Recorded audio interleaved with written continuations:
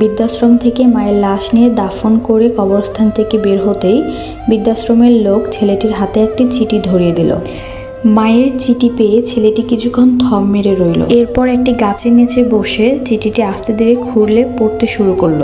চিঠিটি ছিল ঠিক এই রকম: প্রিয় আব্বাজান, তুমি আমার একমাত্র কলিজার টুকরা। না, কলিজার টুকরো বললে ভুল হবে। আমার কলিজাটাই তুমি বাজান। তোমাকে আমি অনেক ভালোবাসি। তুমি খুব ছোট্ট থাকতে তোমার বাবা গাড়ি দুর্ঘটনায় মারা গিয়েছিল। আমার তখন অল্প বয়স। তোমার নানা নানি আমাকে আবার বিয়ে দিতে চেয়েছিল, কিন্তু তোমায় মানুষ করার জন্য আমি আর বিয়ে করিনি। তোমার দাদি আমাকে তাড়ানোর অনেক চেষ্টা করেছে, ঠিকমতো খেতে পর্যন্ত দেয়নি। আমাকে দিয়ে সব কাজ ঠিকই করিয়ে নিত, কিন্তু খেতে দিত না। আমার মাথার তেল পর্যন্ত দিত না। কিন্তু তোমায় অনেক ভালোবাসতো, তাই আমি সব কিছু চুপচাপ মেনে নিয়েছিলাম। তার মতে আমার জন্য অকালে ছেলেকে হারিয়েছে, এর জন্য নাকি আমি দায়ী। তোমার দাদির অমতে আমি তোমার বাবাকে বিয়ে করেছিলাম। কত স্বপ্ন ছিল আমাদের, কিন্তু একটা দুর্ঘটনা সব শেষ করে দিল। তোমার 5 বছর বয়সে তোমার দাদিও মারা গেল। আমি তোমাকে নিয়ে একা হয়ে গেলাম। তিনি আমায় ভালো না বাসলে কি হবে? আমি তো তাকে ভালোবেসেছিলাম। তার কাছে তোমায় রেখে কাজ করতে যেতাম। এখন আমি তোমায় একা রেখে কেমনে যাব? কত কষ্টে যে তোমায় মানুষ করেছি বাজান, তা শুধু আমিই জানি। লোকের বাড়ি কাজ করে তোমায় পড়াশোনা শিখিয়েছি, আমি সফলও হয়েছি। জানো বাজান, আমি যে বাসায় কাজ করতাম সেই বাড়ির ছেলেটাও আমাকে মাঝে মাঝে দেখতে আসতো। আমি তাকেও কোলে পিঠে করে মানুষ করেছি। সে তার মা বাবাকে হারিয়েছে অনেক আগেই। আমায় দেখলেই পা জড়িয়ে ধরে কান্না করে দেয়। আমায় নিয়ে যেতে চাই তার কাছে, কিন্তু আমি যাই না। আমি কেন যাব? আমার নিজের ছেলে থাকতে আমার আব্বাজান আমায় একদিন ঠিকই নিয়ে যাবে তার কাছে। সেই আশায় পথ চেয়ে থাকতাম। তুমি হয়তো ভাবছো তোমার মূর্খ মা চিঠি কিভাবে লিখতে জানলো।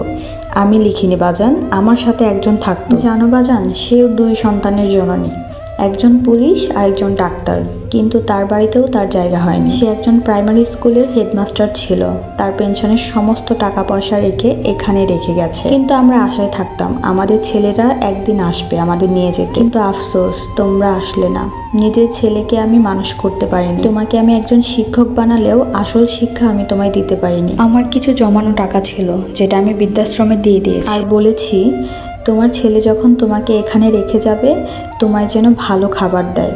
তুমি তো খারাপ খাবার খেতে পারো না বাজান। আর মাছ রান্না করলে যেন মাছের মাথাটা তোমায় দেয়। তারা আমায় কথা দিয়েছে দেবে। আমার অসুস্থতার খবর শুনেও তুমি দেখতে আসনি।